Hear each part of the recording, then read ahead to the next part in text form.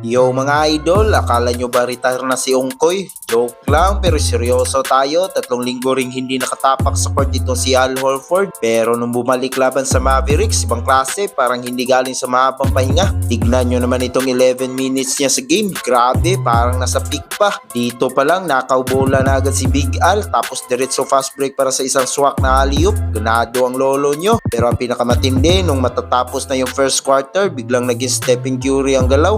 Sunod na tres mga idol, ewan ko ba kung bakit pinabayaan ng Mavericks na mag-isa to sa labas. Ayun, pinatikim sila ng kamandag ni Horford. Tignan nyo naman yung reaction ng bench ng Warriors nung pumasok yung huling tres. Kulang na lang mag-party sila sa court. Ramdam mo talagang mahal ng team to si Al. Siguro pinapareserba lang talaga siya para sa playoffs, para pagdating ng totoong bakbakan, fresh na fresh yung Ongkoy. Sa totoo lang, dito mo makikita kung gaano kahalaga ang mga bench players ngayon. Si Horford ang isa sa mga naging susi kaya nakuha ng Warriors ang panalong to. Imagine 14 points, 4 rebounds, 2 assists at 2 steals sa counting oras lang. May asim pa talaga. Kayo mga idol, ano sa tingin nyo ang performance na to ni Al Horford? Comment na sa baba, huwag limutang mag-like at subscribe. Peace out!